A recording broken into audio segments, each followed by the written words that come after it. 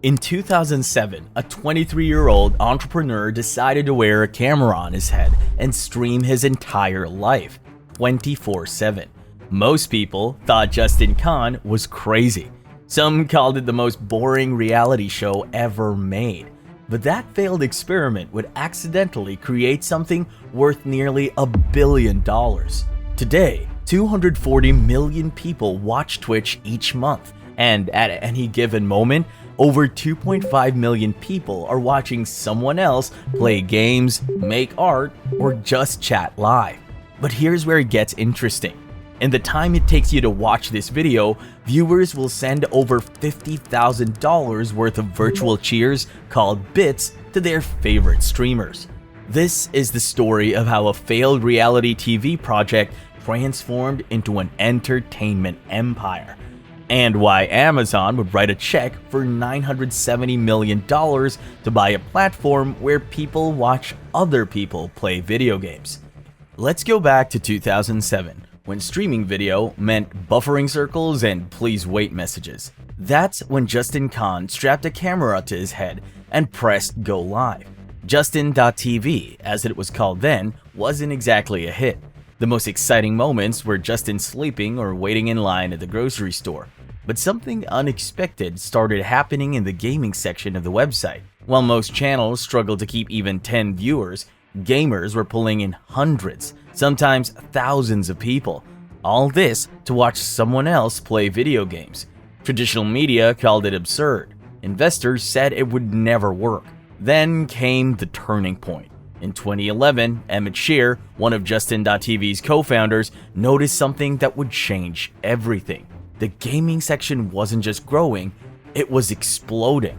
While the rest of Justin TV saw minutes of watch time, gaming streams were seeing hours. Think about what Netflix did to Blockbuster, or what YouTube did to television. Twitch was about to do the same thing to entertainment, but instead of just watching content, people could interact with it in real time. The team made a decision that seemed crazy at the time. They would shut down everything else and focus entirely on gaming. Justin.tv, the platform that started it all, would eventually close its doors. But from it emerged something bigger: Twitch. Just as Red Bull had to create the energy drink market in the 1980s, convincing people to pay premium prices for a completely new kind of beverage, Twitch faced an even greater challenge. They had to convince the world that watching other people play video games wasn't just entertaining, it was the future of entertainment. And similar to how Red Bull created brand managers to infiltrate college campuses, Twitch found its own ambassadors. But they weren't selling drinks, they were building communities. Early streamers like Ninja Summit 1G and Lyric weren't just playing games. They were creating a new form of interactive entertainment that traditional media couldn't comprehend. While most platforms were trying to copy YouTube's model of uploaded videos, Twitch was betting on something completely different: live interaction. Think about this. In 2013, more people watched someone play League of Legends than watched the NBA Finals. Traditional media couldn't understand it. After all, why would anyone watch someone else play a video game when they could play it themselves? This is where the story takes an unexpected turn. Twitch wasn't just creating a platform, they were building thousands of micro-communities, each with its own culture, language, and inside jokes.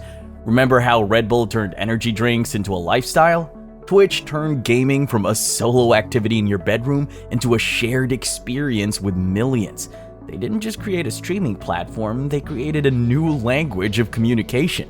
But unlike traditional media where you just sit and watch, Twitch viewers were part of the show.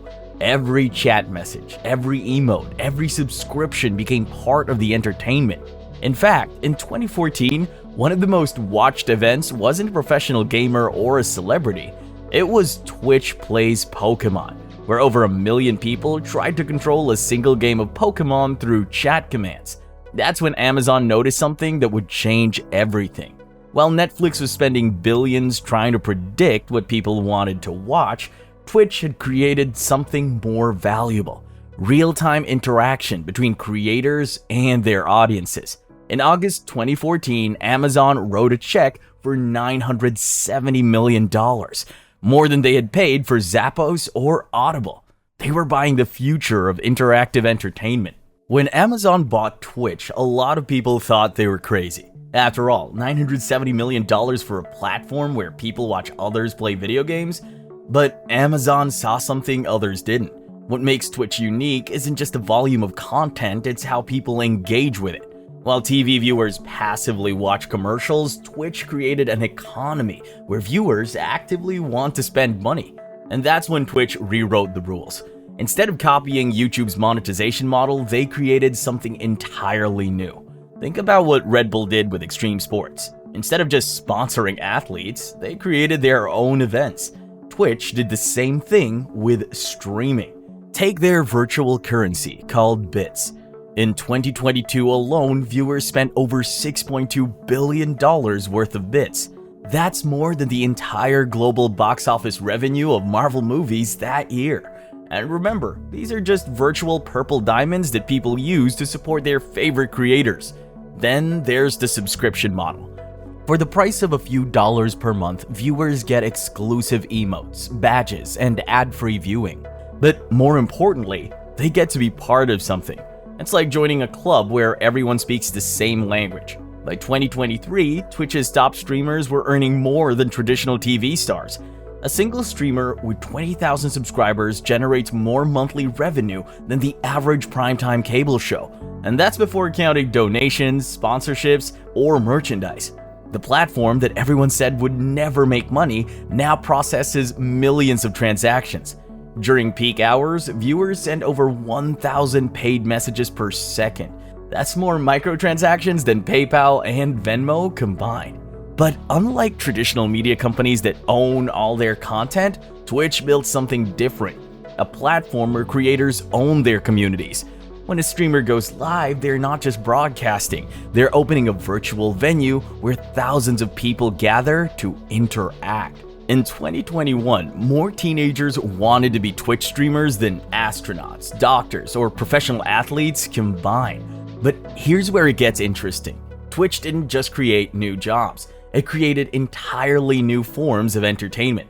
Take what happened in 2021, when a chess grandmaster broke Twitch's viewership records. Not by playing Fortnite or Call of Duty, but by playing a 1,500-year-old board game.